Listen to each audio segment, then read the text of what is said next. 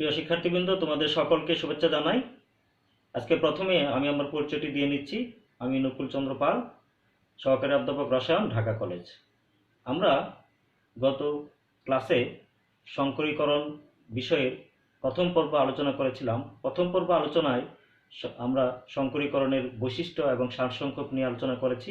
আজকে আমরা সংকরীকরণের দ্বিতীয় পর্ব আলোচনা করব। দ্বিতীয় পর্ব আলোচনায় যাওয়ার আগে আমরা প্রথমেই সংকরীকরণের সংজ্ঞাটি জেনে নিই। কোনো যৌগ গঠনকালে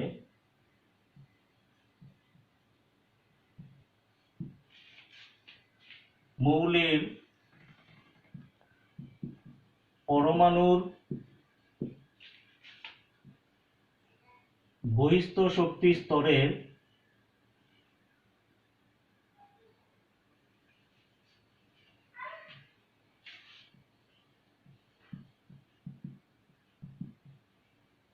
প্রায় সমশক্তি সম্পন্ন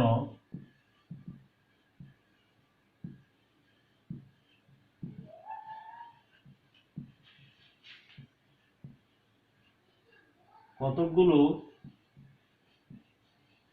পারমাণবিক অরবিটাল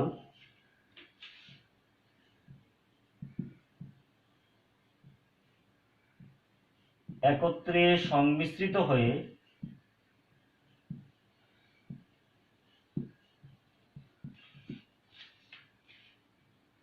সমশক্তির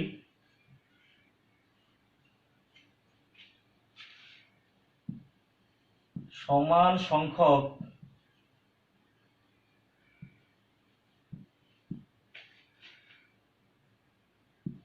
অরবিটাল গঠন করার প্রক্রিয়াকে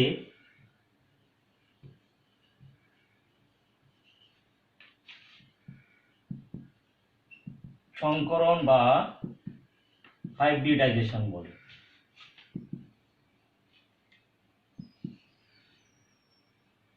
হাইব্রিডাইজেশন বলে। আমরা সংজ্ঞাটি থেকে দেখতে পাচ্ছি, কোন মৌলের পরমাণুর বহিস্থ শক্তি স্তরের প্রায় সমশক্তি সম্পন্ন কতকগুলো পারমাণবিক অরবিটাল একত্রে সংমিশ্রিত হয়ে সমশক্তির সমান সংখ্যক। এখানে একটি বিষয় বুঝে নেবে যে যতগুলো পারমাণবিক অরবিটাল একত্রে সংমিশ্রিত হবে, ঠিক এর সমান সংখ্যক সমশক্তির অরবিটাল গঠন করবে। এই প্রক্রিয়াটাকে বলা হয় হাইব্রিডাইজেশন। আমরা বিভিন্ন ধরনের হাইব্রিডাইজেশন সম্পর্কে জানতে পারি, যেমন sp3, sp2, sp, sp3d, sp3d2 এবং sp3d3 ইত্যাদি। আমরা গত ক্লাসে সংকরীকরণ এর প্রথম পর্বের আলোচনায় উদাহরণ হিসেবে আমরা sp3 সংকরণটি নিয়েছিলাম, সেটি আমরা আলোচনা করেছিলাম। আজকে আমরা sp2, sp, sp3 এবং অন্যান্য হাইব্রিডাইজেশন সম্পর্কে বা সংকরীকরণ সম্পর্কে আলোচনা করব। প্রথমে আমরা যাব sp2 সংকরণ। sp2 সংকরণের ক্ষেত্রে কোন মৌলের পরমাণুর বহিঃশক্তি স্তরের একটি s অরবিটাল এবং দুইটি p অরবিটাল একত্রে সংমিশ্রিত হয়ে সমান সংখ্যক তিনটি নূতন অরবিটাল গঠন করবে, যাকে বলা হয় sp2 সংকরণ। তাহলে প্রথমে আসছি আমরা sp2 সংকরণ। sp2 সংকরণ বলতে কি বোঝায়? একটি s অরবিটাল এবং দুটি p অরবিটাল সংমিশ্রিত হয়ে যখন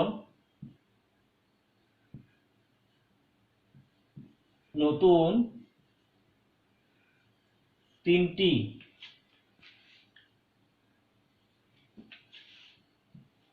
অরবিটাল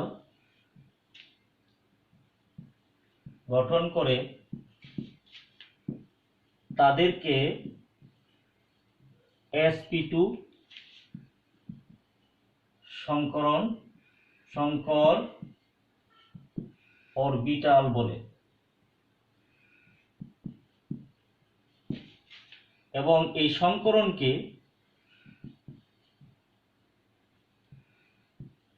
সংকরণটিকে sp2 সংকরণ বলে। এবার আমরা sp2 সংকরণটি কেমন তার ত্রিমাত্রিক বিন্যাস আমরা দেখব।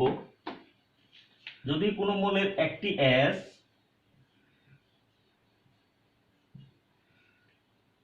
যে কোনো একটি s অরবিটাল আমরা বহিঃশক্তি স্তরে দুইটি p অরবিটাল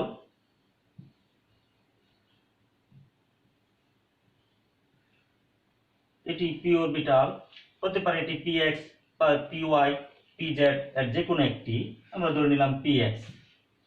এবার py অরবিটাল আমরা এখানে py অরবিটাল, এই তিনটি অরবিটাল যখন s একটি p দুইটি, এই তিনটি অরবিটাল যখন একত্রে সংমিশ্রিত হবে তখন আমরা সংমিশ্রণটা একটু দেখাই, কিন্তু এখানে থাকবে না। একটি s, একটি px আর একটি py।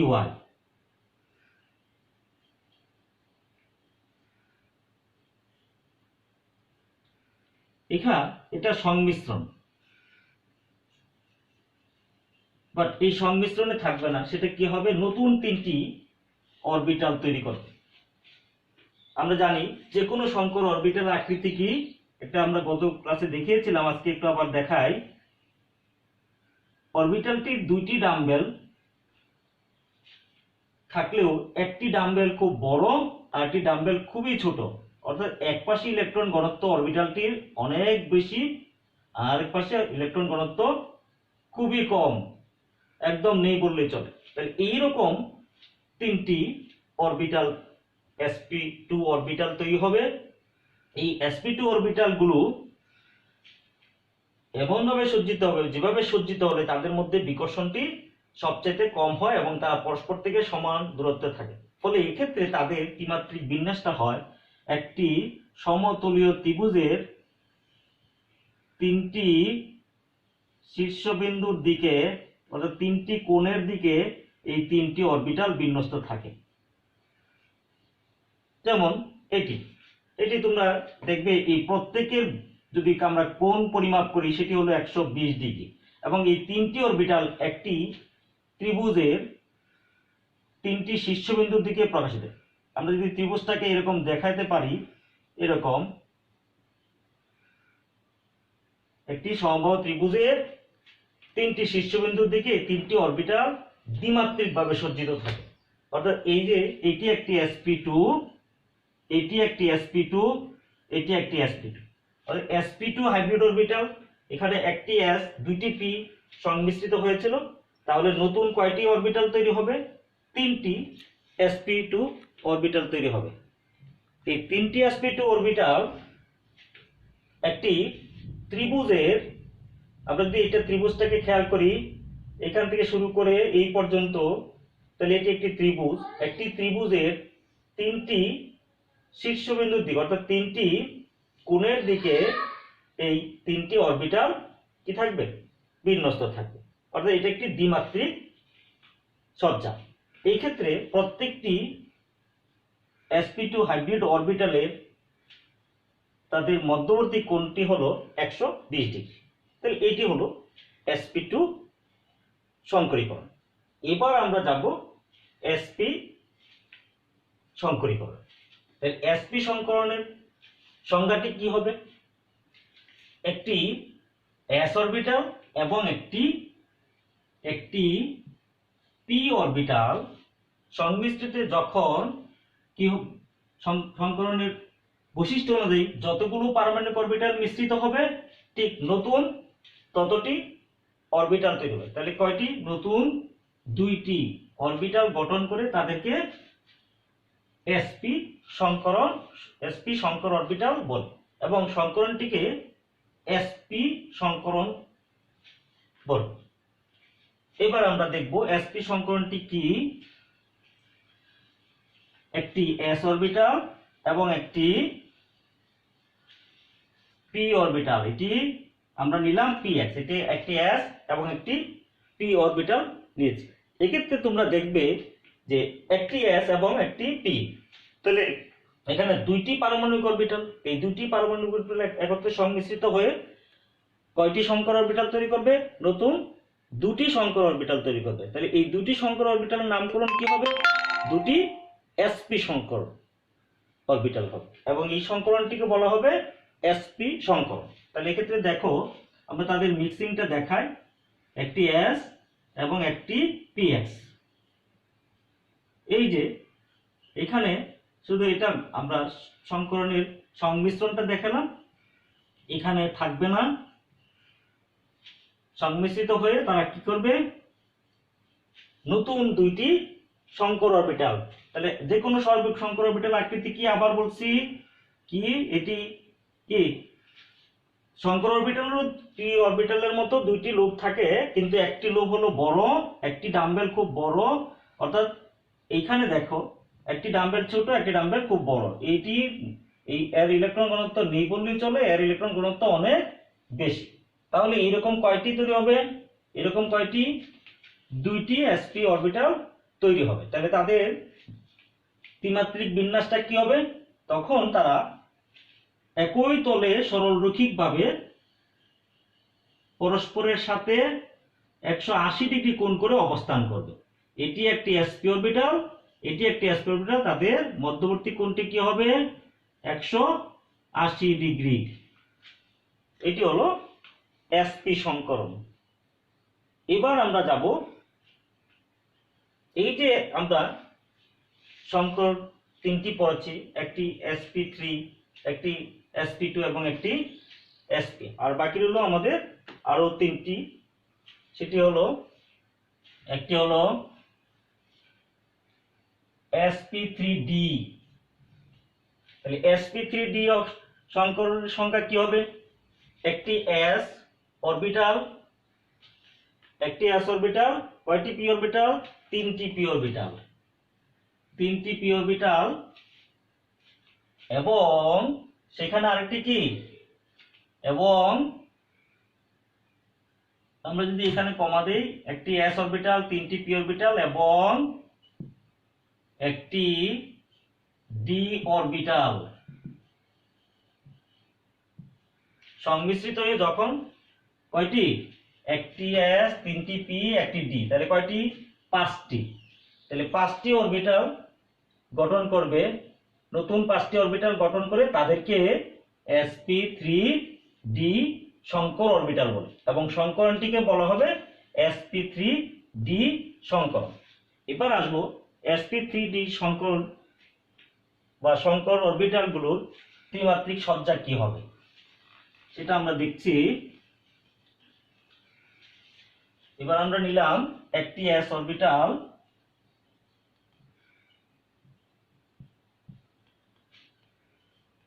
তিনটি p অরবিটাল, এটি px, এটি x অক্ষ বরাবর প্রসারিত দুইটি লোব এবং তার ডাম্বেল দুইটি, সেটি px, py,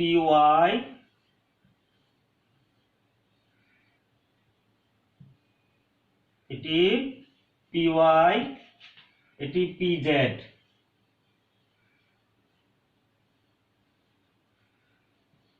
এটি pz, এবং নিব একটি d, সেটি d কি? আমরা যে কোনো একটি d নিতে পারি। আমরা জানি d অরবিটাল কয়টি?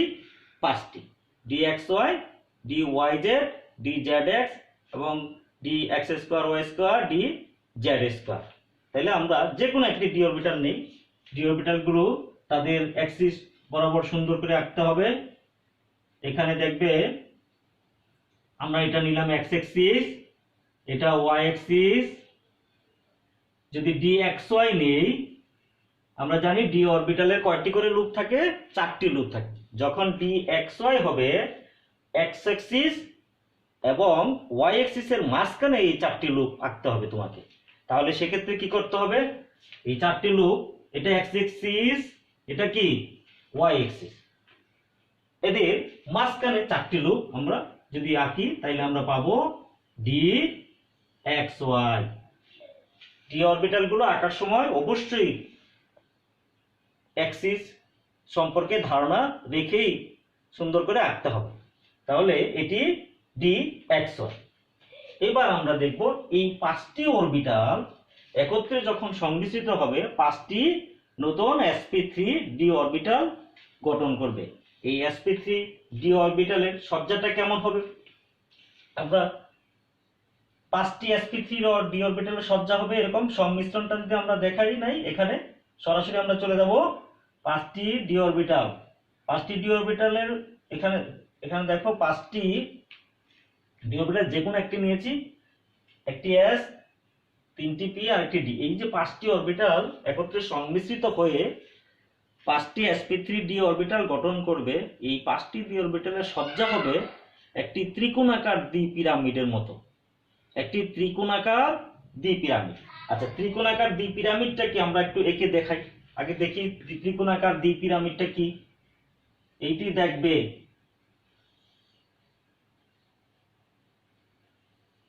এটা একটি ত্রিভুজ। এখানে দেখো এই যে এইটি একটি ত্রিকোণাকার দ্বি পিরামিড। এটি হলো একটি ত্রিকোণাকার দ্বি পিরামিড। এর 5টি শীর্ষবিন্দু থাকে, দেখো 1 2 3 4 5। এই 5টি শীর্ষবিন্দুর দিকে 4টি লুপ, 4টি শঙ্কর অরবিটাল এর লুপ প্রসারিত থাকবে। সেক্ষেত্রে আমরা একবার দেখাই সেটি কেমন হবে। এটি দেখো, এই যে এই 3টি sp3 ডি অরবিটাল একটা সমতলীয় ত্রিভুজের মতো, সমতলীয় ত্রিভুজের 3টি কোণের দিকে প্রসারিত, এবং এই ত্রিভুজাকার তলের উপরে থাকবে একটি sp3d আর নিচে থাকবে একটি sp3d।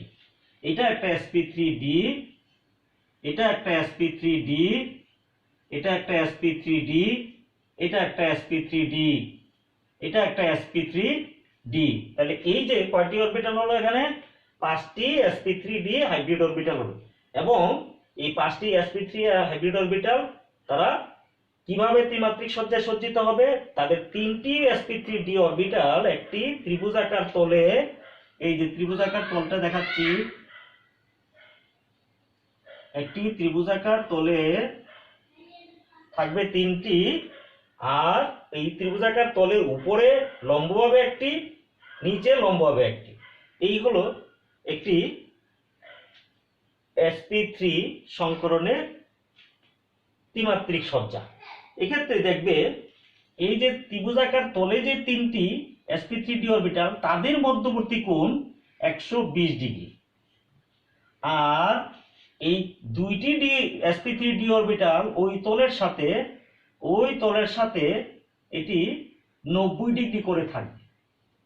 তাহলে এটি 90 ডিগ্রি, এটাও 90 ডিগ্রি, অর্থাৎ 3টে sp3d পরস্পরের সাথে 120 ডিগ্রি কোণে, আর এই যে উপরের 2টি sp3d অরবিটাল এই তলের সাথে 90 ডিগ্রি অ্যাঙ্গেল করে লম্বভাবে অবস্থিত হবে। এটি একটি ত্রিভুজাকার দ্বি পিরামিড। যদি এটিকে সংযুক্ত করো, এটি ছবিতে একটু এখানে ঝাপসা মনে হতে পারে, কিন্তু এটি দেখে নাও এরকম।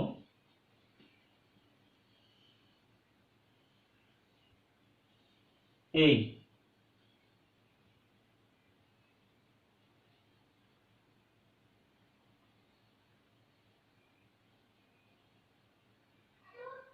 এইটা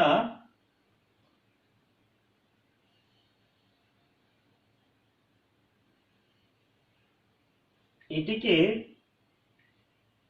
এইভাবে আঁকা যায়।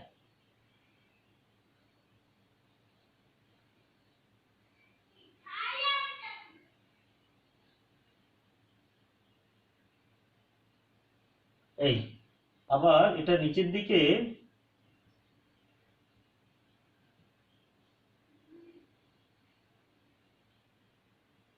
এইরকম। তাহলে এখানে বোঝা যাচ্ছে, দেখো এটি একটি ত্রিভুজাকার দ্বি পিরামিড। কি ত্রিভুজাকার বা ত্রিকোণাকার দ্বি পিরামিড। তাহলে sp3d অরবিটাল সংকরণের সজ্জাটা কি ত্রিকোণাকার দ্বি পিরামিড আকৃতি। এবার আমরা যাব sp3d2 সংকরণ। তাহলে sp3d2 সংকরণ, sp3d2 সংকরণে একটি s, তিনটি p এবং দুটি d অরবিটাল সংমিশ্রিত হয়ে যখন নতুন কয়টি পারমাণবিক অরবিটাল, এখানে একটি s, তিনটি p, দুইটি d, তাহলে কয়টি?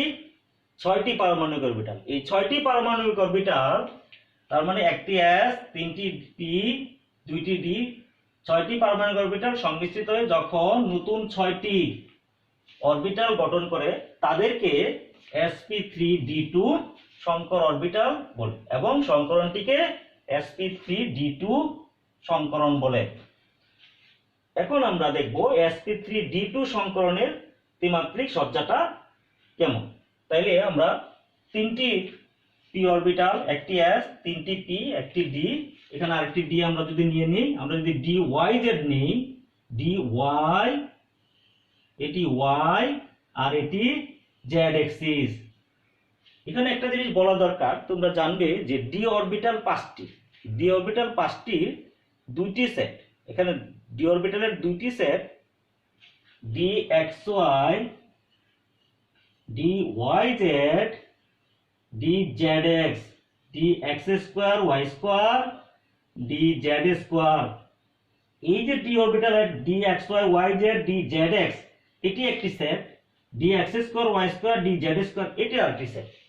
এই তিনটি সেট অর্থাৎ যেখানে দুইটি অ্যাক্সিস dxy, dyz, dzx, এটিকে বলা হয়, আমরা এটিকে বলি বিটুইন দ্য অ্যাক্সিস। এইখানে এই প্রত্যেকটি d অরবিটালে 4টি করে লুপ, এই লুপগুলো এমনভাবে সজ্জিত হবে তাদের স্ব অ্যাক্সিসের মাঝ বরাবর, এই জন্য এদেরকে বলা হয় বিটুইন দ্য অ্যাক্সিস।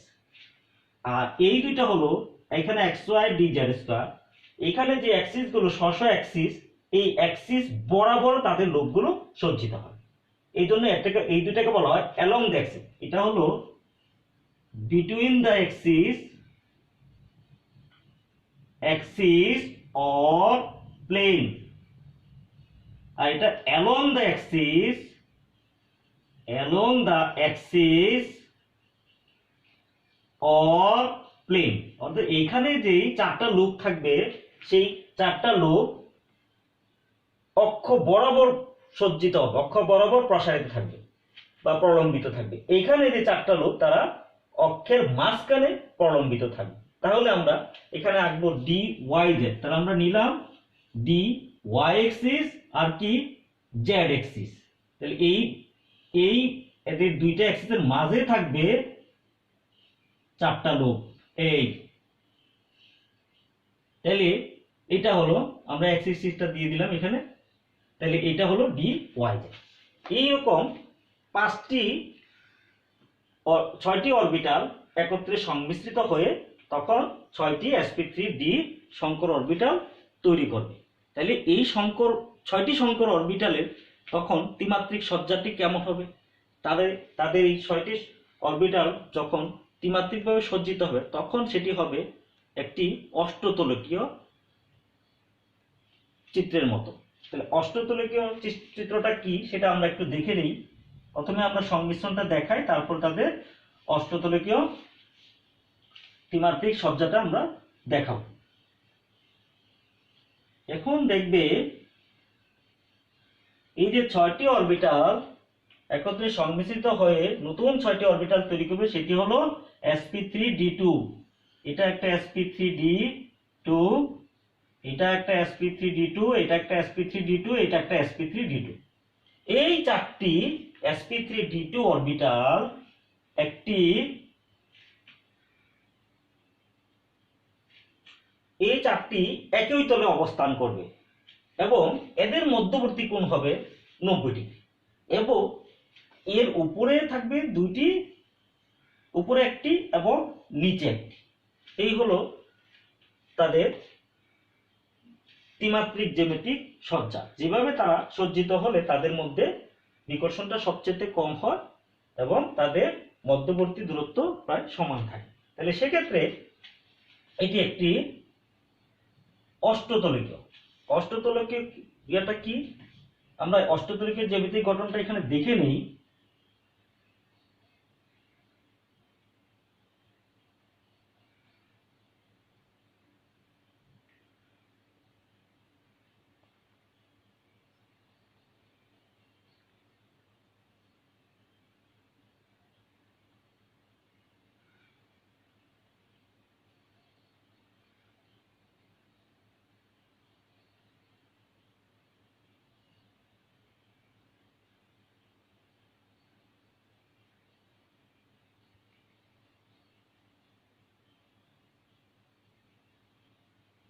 ঠিক এই রকম এটি একটি অষ্টতলিকীয় গঠন। সেটি কিভাবে তোমরা দেখবে, আমরা যেমন চৌচালা গড় দেখি, যে চৌচালা গড়ের কি 4টা ত্রিভুজাকৃতির তল থাকে, সেরকম এর নিচে 4টা ত্রিভুজাকৃতির তল এবং উপরে 4টা ত্রিভুজাকৃতির তল। এরকম তার কয়টি 8টি ত্রিভুজাকৃতির তলের সমন্বয়ে এরকম একটি অষ্টতলকীয় গঠন তৈরি হয়। এরকম একটি অষ্টতলকের 6টি শীর্ষকোণের দিকে এই 6টি শীর্ষকোণ এখানে খেয়াল করবে, এই যে দেখো এই 4টি হলো একটি চতুর্ভুজাকার তলের মধ্যে অবস্থান করে। এই 4টি sp3d2 অরবিটাল, আর তাদের উপরে একটি এবং নিচে একটি, এই রকম সজ্জার মাধ্যমে এইটি তৈরি হয়। ঠিক এটা এরকম তোমরা যদি এখানে এঁকে দেখাই তাহলে দেখতে পারবে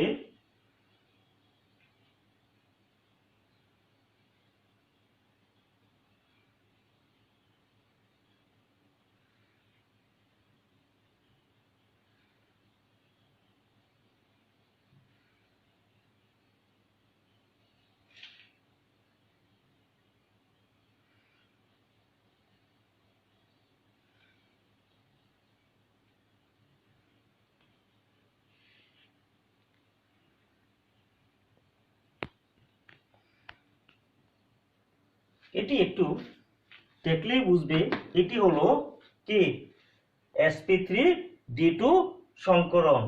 তাহলে sp3d অরবিটাল এই প্রত্যেকটা কি, এটা একটা sp3d2, এটা একটা sp3d2, এটা একটা sp3d2, এটা একটা sp3d2, এটা একটা sp3d2, এটা একটা sp3d2।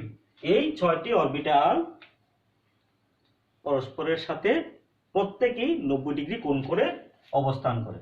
এটি কয় ডিগ্রি তাহলে, এটি 90 ডিগ্রি। তাহলে এটি কি ধরনের গঠন, অষ্টতলকীয় গঠন। অষ্টতলকীয় আকৃতির, এটিকে ইংলিশে বলা হয় অক্টাহেড্রাল। Octahedral, octahedral shape. এই হলো আমাদের 6টি সংকর অরবিটাল। আমরা এখানে দেখালাম কি কি দেখালাম, প্রথমে দেখিয়েছি sp3, তারপরে দেখালাম sp2, sp3d, sp3d2, আরেকটি হলো sp3d3, sp3d3 সেটি আমরা এখন দেখব। তাহলে sp3d3 সংকরণ সে একইভাবে সংজ্ঞা বুঝবে। sp3d3 একটি s, কয়টি 3টি p এবং 3টি d অরবিটাল। তাইলে আমরা একটি s, 3টি p এবং এখানে লিখব 3টি d অরবিটাল একত্রে সংমিশ্রিত হয়ে যখন নতুন কয়টি 7টি সংকর 7টি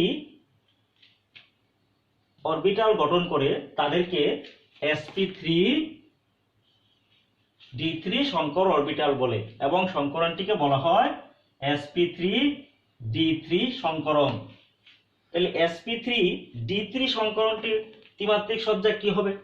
আমরা তো প্রত্যেক সংকর অরবিটালের আকৃতি আমরা জানি, সেটা কিরকম, যে প্রত্যেকটি সংকর অরবিটালে কি থাকে, দুইটি লুপ থাকে। একটি লুপ হলো অনেক বড়, একটি লুপ একদম ছোট, নেই বললে যেটা আমরা চিত্রের মধ্যে দেখাই না, বা একটু ছোট করে একটু দেখানোর চেষ্টা করি। এখানে দেখো এই একদিকে তার ইলেকট্রন ঘনত্ব খুব বেশি থাকে, অন্যদিকে ইলেকট্রন ঘনত্ব খুব কম থাকে। এবার দেখবো আমরা এরকম এই 6টি sp3d3 অরবিটালের জ্যামিতিক ত্রিমাত্রিক সজ্জাটি কেমন হয়, এটি আমরা দেখব এখন। এখানে আমরা লিখেছি একটি s, এটি px, এটি py, এটি pz, এটি dxy, dyz। এবার আমরা নিব dzx। তাহলে এটি z অ্যাক্সিস, তোমরা জানো বোর্ডের অক্ষের উপরে উল্লম্বভাবে আমরা z অ্যাক্সিস দেখাই, এবং এই বোর্ডের তলের মধ্যে এটা হলো x অ্যাক্সিস, এটা x অ্যাক্সিস আর এটা y অ্যাক্সিস। তাহলে এটা x অ্যাক্সিস, এটা এখানে কয়টা লুপ, 4টা লুপ। এই তোমরা দেখবে প্রত্যেকটি ডি অরবিটাল আকৃতি ভিন্ন। হ্যাঁ, তাহলে এটি z, এটি x, এটি আমরা দিয়ে দিলাম এটি y অ্যাক্সিস। তাহলে এটি হলো dzx। তাহলে এই যে কয়টি 7টি অরবিটাল একত্রে সংমিশ্রিত হয়ে তাদের জ্যামিতিক সজ্জাটা হবে একটি পঞ্চকোণীয় দ্বিপিরামিড। তোমরা পিরামিড দেখেছো মিশরের পিরামিড নিয়ে। মিশরের পিরামিডের ভূমি হলো চতুর্ভুজ এবং তার কয়টি 4টি ত্রিভুজাকার তল। এরকম তোমরা দেখবে এটি হলো মিশরের পিরামিড।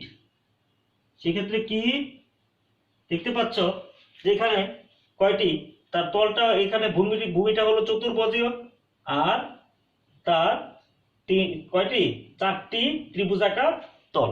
এটি হলো মিশরীয় পিরামিড। কিন্তু আমরা আজকে এই একটু আগে আমরা দেখাইছি যে অষ্টতলকের ক্ষেত্রে এরকম কয়টি, যদি 2টি মিশরীয় পিরামিড উপর নিচে যুক্ত হয় তাহলে সেটি কি হবে, একটি অষ্টতলকীয় গঠন হবে।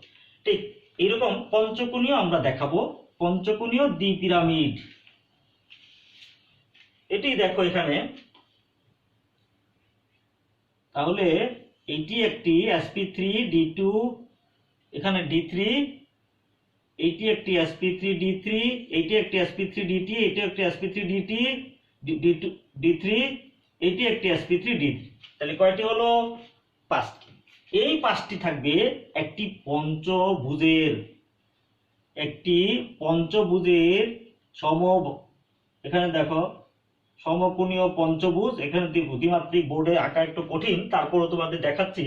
এখানে এটি হলো একটি কি পঞ্চভুজ। পঞ্চভুজের 5টি শীর্ষবিন্দুর দিকে এই 5টি sp3d3 সজ্জিত থাকবে, আর এই তলের উপরে একটি এবং তলের নিচে একটি। এই হলো 7টি sp3d3। এটা কি sp3d3, এটা sp3d3, এটি sp3d3, এটি sp3d3, এটি sp3d3, এটি sp3d3। এই হলো 5টি, টোটাল একই তলে 5টি এবং উপরে নিচে 2টি করে কি sp3d3 অরবিটাল। তাহলে এইগুলো যদি এখন যুক্ত করি আমরা পরস্পরের সাথে, তাহলে আমরা দেখব এটি একটি পঞ্চকোণীয় দ্বিপিরামিড আকৃতির হবে।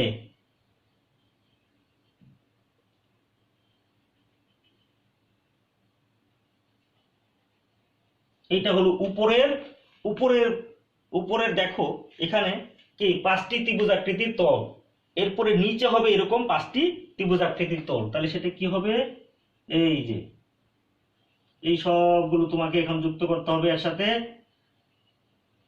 এর সাথে এইটি হলো কি পঞ্চকোণীয় দ্বিপিরামিড, পঞ্চকোণীয় দ্বিপিরামিড, পিরামিডীয় আকৃতির। তাহলে sp3d3 এর ত্রিমাত্রিক সজ্জাটা কি, পঞ্চকোণীয় দ্বিপিরামিড আকৃতি। এই ছিল আমাদের 7টি কি টোটাল, এখানে কয়টি, 6টি সংকর অরবিটালের সংকরণ নিয়ে আমরা আলোচনা করলাম। এবার আমরা দেখাবো সংক্ষেপে কোন কোন সংকর অরবিটালের আকৃতি কি, সেগুলো আমরা একটু লিখে রাখবো। তাহলে প্রথমে আমরা রাখবো, প্রথমে কি লিখবো, sp3।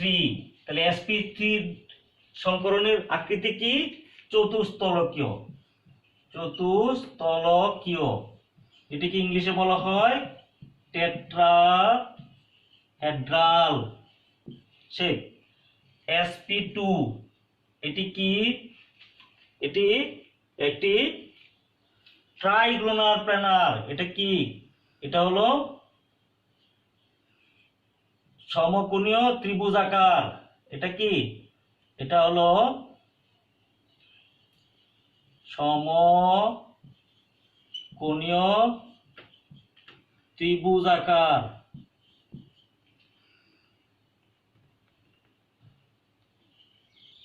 এটাকে বলা হয় ট্রাইগোনাল প্ল্যানার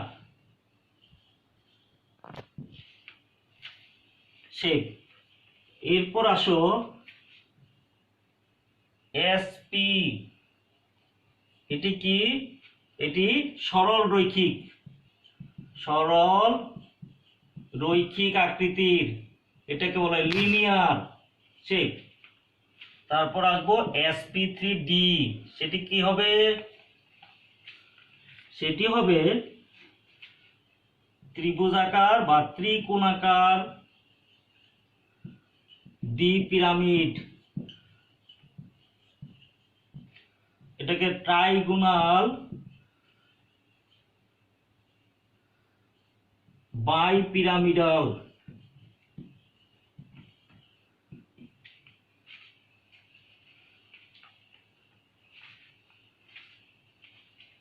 এরপরে আসো sp3d2, এটি কি ধরনের, অষ্টতলকীয়,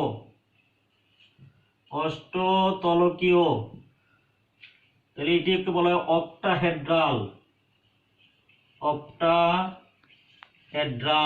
শেপ। sp3d3 এটি কেমন হবে আকৃতি, এটি হলো পঞ্চভুজীয়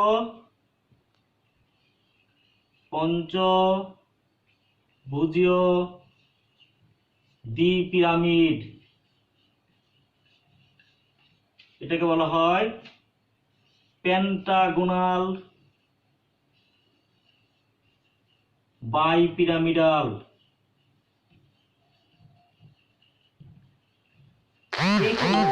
আমাদের 6টি সংকরণের ত্রিমাত্রিক সজ্জা, তাদের আকৃতি। এবার আমরা যাব যে এই যে সংকর অরবিটাল, কোন কোন যোগে এই সংকর অরবিটালগুলো হয়ে থাকে তা আমরা একটি সূত্রের মাধ্যমে আমরা প্রথমে জেনে নেব। তাহলে এটি তোমরা লিখে ফেলেছ। এবার আমরা একটি সূত্রের মাধ্যমে দেখব যে কোন কোন যোগে কোন ধরনের সংকরণ হতে পারে। এক্ষেত্রে আমরা সূত্রটি যখন প্রয়োগ করব, আমরা দেখব যখন যৌগটির মধ্যে শুধুমাত্র একক বন্ধন থাকে বা সিগমা বন্ধন থাকে, তখন এই সূত্রটি প্রযোজ্য। সিগমা বন্ধন থাকতে হবে, শুধু সিগমা বন্ধন, অর্থাৎ আমাদের এই যে সূত্রটি আমরা ব্যবহার করব সেক্ষেত্রে এটি শুধুমাত্র যে সকল যৌগের ক্ষেত্রে তাদের অণুতে বিদ্যমান পরমাণুসমূহ পরস্পরের সাথে শুধুমাত্র একক বন্ধনের মাধ্যমে যুক্ত থাকবে, অর্থাৎ সিগমা বন্ধনের মাধ্যমে যুক্ত থাকবে, সেই সব যৌগের ক্ষেত্রে এই সূত্রটি প্রযোজ্য। সেক্ষেত্রে দেখবে সূত্রটি হলো, যেমন আমরা লিখলাম hybridisation half into V plus E minus A plus B. এখানে হাইব্রিডেশন মিন্স এটা সংকরণ, অর্থাৎ সংকরণের প্রকৃতি কি হবে। এখানে আমরা দেখব এখানে বি কি। বি হলো অণুতে বিদ্যমান যৌগের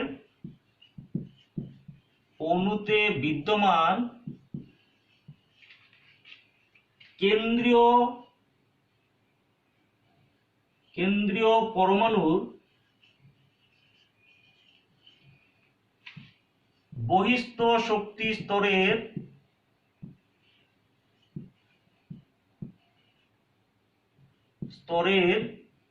মোট ইলেকট্রন সংখ্যা।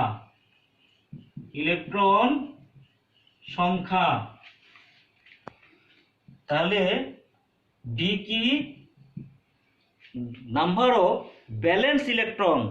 ব্যালেন্স ইলেকট্রন মানে কি, যোজনী শক্তি স্তর বা বহিস্থ শক্তি স্তরের মোট ইলেকট্রন সংখ্যা। যদি মনে করো আমরা একটা উদাহরণ দিই, যে আমরা লিখলাম ক্লোরিন, তাহলে ক্লোরিনের আমরা পারমাণবিক সংখ্যা কত, 17। তাহলে তার ইলেকট্রন বিন্যাসে 1s2 2s2 2p6 3s2 3p5, তার সর্ববহিস্থ শক্তি স্তরের ইলেকট্রন সংখ্যা কত, 7। তাহলে এখানে বি হবে 7 বা 7 এরকম। এরপর আসো ই। ই হলো অণুতে কেন্দ্রীয় পরমাণুর সাথে সংযুক্ত একযোজী মৌলের পরমাণুর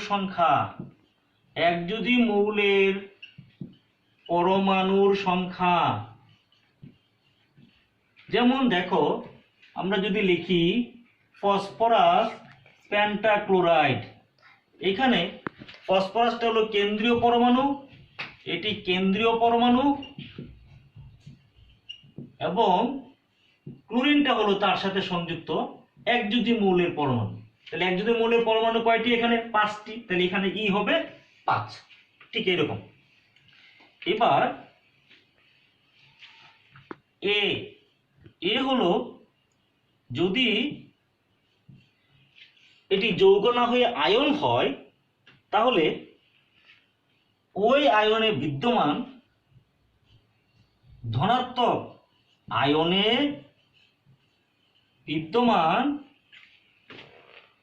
ধনাত্মক চার্জের সংখ্যা। বি হলো যদি সেটি ঋণাত্মক আয়ন হয়, তাহলে আয়নে বিদ্যমান ঋণাত্মক চার্জের সংখ্যা। এবার আমরা একটা উদাহরণ দিলেই বিষয়টি তোমাদের কাছে স্পষ্ট হয়ে যাবে। আমরা আবার বলছি, এটিকে এইচ, এটাকে অনেক সময় স্টেরিক নাম্বার বলা হয়, বাট তোমরা তোমাদের উচ্চ মাধ্যমিক স্তরের জন্য তোমরা এটা হাইব্রিডেশন বা সংকরণের প্রকৃতি। এখানে হাফ, এটা সূত্রের নিয়ম, এখানে B plus E minus A plus B. তাহলে বিটা কি, বি হলো যৌগের অণুতে বিদ্যমান কেন্দ্রীয় পরমাণুর বহিস্থ শক্তি স্তরের মোট ইলেকট্রন সংখ্যা। ইটা কি, ই হলো ওই যৌগের অণুতে কেন্দ্রীয় পরমাণুর সাথে সংযুক্ত একযোজী মৌলের পরমাণুর সংখ্যা। আর এটা কি, এ হলো যদি এটা যৌগ না হয়ে, অণু না হয়ে, নিরপেক্ষ অণু না হয়ে কোনো আয়ন হয়, তাহলে ওই আয়নে বিদ্যমান ধনাত্মক চার্জের সংখ্যা। আর বি হলো, বিটা কি, সেটি হলো যদি সেটি ঋণাত্মক আয়ন হয় তাহলে ওই ঋণাত্মক আয়নে বিদ্যমান ঋণাত্মক চার্জের সংখ্যা। এবার আমরা একটা উদাহরণ দিলেই বিষয়টি স্পষ্ট হবে। একটু দেখে নাও এবং বুঝে নাও, তোমরা নিজেরা কয়েকটা চেষ্টাও করবে, তাহলে বুঝতে পারবে ভালো করে। নিজেরা চেষ্টা করবে আমার সাথে সাথে। যেমন আমরা দেখলাম, আমরা লিখবো এখানে মিথেন। মিথেন আমরা একটা দেখলাম যে মিথেনের মধ্যে হাইব্রিডেশনের প্রকৃতিটা কেমন হবে। তাহলে লিখলাম হাইব্রিডেশন H। মিথেনের মধ্যে কেন্দ্রীয় পরমাণু হলো কার্বন। তাহলে কার্বনের বহিস্থ শক্তি স্তরে, তাহলে কার্বনের ইলেকট্রন বিন্যাসটা চট করে মনে মনে শিখে নাও, মনে মনে লিখে নাও। 1s2 2s2, এটা কি 2p2, পুরোটা লেখার দরকার নেই এটা। তাহলে কয়টি? 4টি। তাহলে তার বহিস্থ শক্তি স্তরে ইলেকট্রন সংখ্যা কত? 4। তাহলে হাফ ইন্টু কি বি হলো তার 4 বা 4। আর হাইড্রোজেনের যোজনী কত? 1। তাহলে হাইড্রোজেন হলো একযোজী মৌল। তাহলে একযোজী মৌলের কয়টা পরমাণু এখানে যুক্ত? 4টি। তাহলে এখানে 4। যেহেতু এটার মধ্যে কোনো চার্জ নাই, এটা একটা নিরপেক্ষ অণু, তাহলে এ এর মান এখানে 0 এবং বি এর মান 0। তাহলে কত আসলো? হাফ ইন্টু 8 কত হলো? 4। তাহলে 4 যখন হবে, এই 4 হলো, এটাকে আমরা বলছি স্টেরিক নাম্বার। স্টেরিক নাম্বার বলতে বোঝে যেখানে কয়টি মৌলের পরমাণু সংকরীকরণ প্রক্রিয়ায় অংশ, কয়টি মৌলের পরমাণুর বহিস্থ শক্তি স্তরে কয়টি অরবিটাল সংকরণ প্রক্রিয়ায় অংশগ্রহণ করবে। তাহলে মৌলের বহিস্থ শক্তি স্তরে 4টি পারমাণবিক অরবিটাল এই সংকরণ প্রক্রিয়ায় অংশগ্রহণ করবে। 4টি বলতে শুরু করতে হবে তোমাকে কি দিয়ে? একটি এখানে সংকরণ প্রকৃতি, এটা হবে শুরু করতে হবে S থেকে। তাহলে একটি S নিতে পারবে। এরপরে আর বাকি রইল কয়টি? তোমার 4টি পারমাণবিক অরবিটাল একত্রিত হবে। তাহলে একটি S, আর বাকি হলো আমরা যদি আমরা ক্রমান্বয়ে যাই, ক্রমান্বয়ে যেতে হবে আমাদেরকে। S এর পরে আসবে P, P এর পরে আসবে D। তাহলে S এর পরে যদি P আসে, তাহলে P কয়টা? এখানে 3টা। তাহলে এই হলো মোট কয়টি? 4টি অরবিটাল। তাহলে একটি S, 3টি P, এই হলো 4। এইটাকে বলা হয় স্টেরিক নাম্বার বা হাইব্রিডেশনের প্রকৃতি। তাহলে একটি S এবং 3টি P একত্রিত হয়ে সেটি কি হবে? sp3 সংকরণ অরবিটাল তৈরি হবে। তাহলে এখানে মিথেনের মধ্যে কি কোন ধরনের সংকরণ হবে? sp3 সংকরণ হবে। এবার আমরা যাব অন্যান্য উদাহরণ। তোমরা একটু হিসাব করে দেখো, মিথেনে হলো পানিতে কি হয় এবং অ্যামোনিয়াতে কি হয়। অ্যামোনিয়া অণু, পানির অণুর মধ্যে কেন্দ্রীয় পরমাণু কি? এখানে H। কেন্দ্রীয় পরমাণু কি? কেন্দ্রীয় পরমাণু হলো অক্সিজেন। তাহলে অক্সিজেনের বহিস্থ শক্তি স্তরে কয়টি? 6টি। এবং কেন্দ্রীয় পরমাণুর সাথে যুক্ত হাইড্রোজেন কয়টি? 2টি। এখানে -0 +0, কোনো চার্জ নাই। তাহলে সেটা কি হলো? হাফ ইন্টু কি 8। তাহলে কত আসলো? 84। তাহলে পানির অণুতে হাইব্রিডেশন বা সংকরীকরণের প্রকৃতি কি হবে? এখানে স্টেরিক নাম্বার কত? যেহেতু 4, তাহলে একটি S এবং 3টি P। আমাদের শুরু করতে হবে কোত্থেকে? S থেকে। কোত্থেকে? একটি S আর কি 3টি P। তাহলে পানিতে কি? sp3। এবার আসি অ্যামোনিয়াতে। তাহলে অ্যামোনিয়াতে কি হবে? হাফ ইন্টু কি B কি তার? B হলো 5 এবং H কি তার? এখানে H কয়টা? 3টা। তাহলে H3, এটা দেখো 0 -0 +0, তাহলে কত? এটাও কি 8, এটা 4। তাহলে অ্যামোনিয়া অণুতে কি? অ্যামোনিয়া অণুতে হাইব্রিডেশন প্রকৃতি sp3। এছাড়া আমরা অন্যান্য উদাহরণ দেখতে পারি। এবার আমরা দেখব, আমরা জানি পানির একটি অণু, বিশুদ্ধ পানির মধ্যে আমরা জানি যে কিছু পরিমাণে চার্জের উপস্থিতি থাকে, কিছু পরিমাণে বিশুদ্ধ পানি খুব কম পরিমাণে আয়নিত অবস্থায় থাকে, সেখানে কিছু হাইড্রোজেন আয়নও উপস্থিত থাকে, কিছু অ্যানায়নও উপস্থিত থাকে। তাইলে এই যে পানি যখন একটি প্রোটনের সাথে যুক্ত হয় তখন সেটি কিসে পরিণত হয়? হাইড্রোনিয়াম আয়নে পরিণত হয়। তাহলে এই যে হাইড্রোনিয়াম আয়ন যদি পরীক্ষায় আসে, তাহলে তার সংকরীকরণের প্রকৃতিটা কি হবে? এখানে তোমরা দেখে নাও যে হাইড্রোনিয়াম আয়ন, এটা একটি আয়ন। এখানে এটি মধ্যে কি তার হাইব্রিডেশন হবে, তার কেন্দ্রীয় পরমাণু অক্সিজেন। তাহলে সেখানে কত হবে? এটা হাফ 6 প্লাস কি কেন্দ্রীয় পরমাণুর সাথে যুক্ত কি তোমার একযোজীয় মৌলের পরমাণু সংখ্যা কত 3টি, তাহলে 3, তাহলে কত আসলো 6 প্লাস 3 ধনাত্মক চার্জের সংখ্যা একটি প্লাস, তার মানে কি 1, তার মানে -1 প্লাস 0, তাহলে কত হলো হাফ ইন্টু এটা কি 6 প্লাস 2 কি এটা দেখো, তাইলে 6 এখানে -a প্লাস b, তাহলে কত আসলো 6 প্লাস 2, তাহলে সেক্ষেত্রে কত আসবে এটাও আসবে কি 8, তাহলে কত আসলো হাফ ইন্টু কি এটা হলো 8, তাহলে কত 4, তাহলে এটাও আসলো 4, তাহলে এর সংকরণের প্রকৃতি হবে কি sp3। এবার আমরা দেখব অ্যামোনিয়াকে যদি পানিতে দ্রবীভূত করা হয় তার সাথে একটি প্রোটন যুক্ত হয়ে কিসে পরিণত হয় অ্যামোনিয়াম আয়নে পরিণত হয়। তাহলে এই অ্যামোনিয়াম আয়ন এর মধ্যে সংকরীকরণের প্রকৃতিটা কি সেটাও আমরা একটু দেখব। তাহলে এখানে কত আসে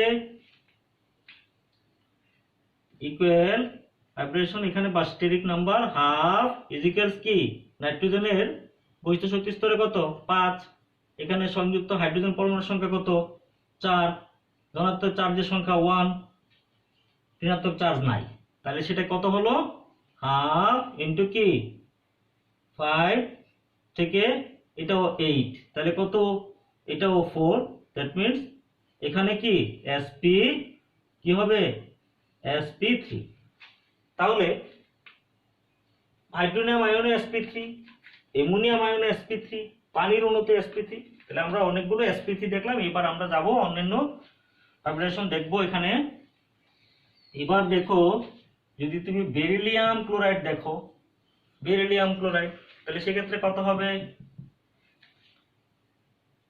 বেরিলিয়ামের সর্ববহিস্থ শক্তি স্তরে ইলেকট্রন কয়টি 2টি, বেরিলিয়াম হলো 4, 1s2 2s2, তাহলে এটা 2, আর একযোজীয় মৌলের পরমাণু এখানে ক্লোরিন কয়টি 2টি, তাহলে সেটি হলো কি 2, এখানে কোনো ঋণাত্মক চার্জ নাই, তাহলে -0 প্লাস 0, তাহলে কত আসলো হাফ ইন্টু কি 4, তাহলে কত আসবে 2, তাহলে যদি 2 হয় তাহলে তার ভাইব্রেশনের প্রকৃতিটা কি হবে স্যার এখানে হবে sp, তার মানে বেরিলিয়াম ক্লোরাইডের সংকরণের প্রকৃতি বা সংকরণ হলো sp।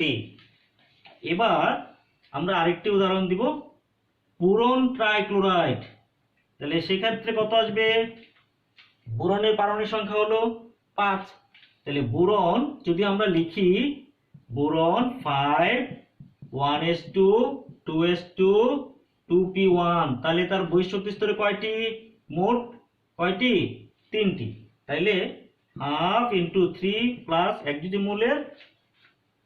একযোজীয় মৌলের পরমাণুর সংখ্যা কত এখানে 3টি, তাহলে -0 প্লাস 0, তাইলে এইভাবে আমরা এখানে দেখলাম এটা কত 6, এটা তাহলে কত আসবে 3, তাহলে এর সংকরীকরণের প্রকৃতি কি হবে sp2। এইভাবে আমরা বিভিন্ন মৌলের যৌগের মধ্যে বিদ্যমান তাদের সংকরীকরণের প্রকৃতি সম্পর্কে এই সমীকরণের মাধ্যমে আমরা জানতে পারি। তোমরা বাসায় আমি কতগুলো লিখে দেব, সেগুলো বসে চেষ্টা করবে এবং তাদের মধ্যে সংকরীকরণ কি সেটা জানবে। একটু তোমরা চেষ্টা করবে বাসায় বসে বসে কি দেখবে এইগুলো সংকরীকরণ কি হয়, যেমন carbon tetrachloride, boron tetrafluoride, sulphur hexafluoride, phosphorus pentachloride, xenon difluoride, xenon tetrafluoride, xenon hexafluoride, stannic dichloride, boron, trifluoride, sulphate, এগুলো তোমরা বাসায় বসে এগুলো মধ্যে কোন ধরনের সংকরীকরণ হয় সেগুলো জানবে। এবার আমরা গত ক্লাসে বলেছিলাম যে কার্বনের 3টি সংকরীকরণ হয়। কার্বনের 3টি সংকরণের মধ্যে আমরা একটি সংকরণ জেনেছি, সেটি হলো sp3। কারণ sp3 কার্বনের যে সকল যৌগের মধ্যে হয় সে সকল যৌগের মধ্যে কার্বন পরমাণুটি 4টি একক সমযোজী বন্ধন অর্থাৎ 4টি সিগমা বন্ধনের মাধ্যমে যুক্ত থাকে। আমরা কার্বনের সংকরণ কয়টি? sp3 হতে পারে, sp2 হতে পারে, sp হতে পারে। আমরা একক সমযোজী বন্ধন সব আমরা এই সমীকরণের মাধ্যমে জানবো। এরপর আমরা দেখব sp2 কার্বনের sp এই দুইটি সংকরণ প্রক্রিয়া আমরা, কারণ কার্বনের sp2 এবং sp সংকরণ যখন হয় এখানে দ্বিবন্ধনের সৃষ্টি হয়। একটু আমরা দেখে নেই, কার্বনের sp3 হয় মিথেনের মধ্যে,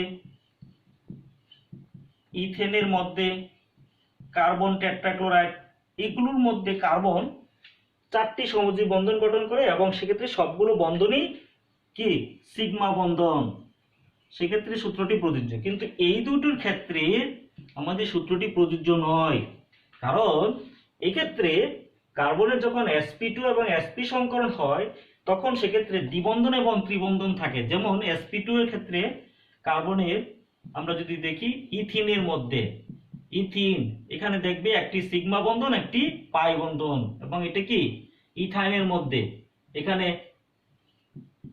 একটি সিগমা দুইটি পাই। সো এগুলো আমাদের এই সূত্রের মধ্যে পড়বে না। এগুলি আমরা পরবর্তী আমাদের আলোচনা পর্বে, সংকরণের 3য় পর্ব আলোচনা পর্বে আমরা এগুলো আরো বিস্তারিত আলোচনা করব। আজকে তোমাদের এখানেই, সকলকে ধন্যবাদ জানাচ্ছি। সবাই ভালো থাকো এবং আমার ক্লাসটি ভালো করে তোমরা বোঝার চেষ্টা করো এবং আমি যে কাজটি দিয়েছি কাজটি সুন্দরভাবে সম্পন্ন করো। ধন্যবাদ সবাইকে।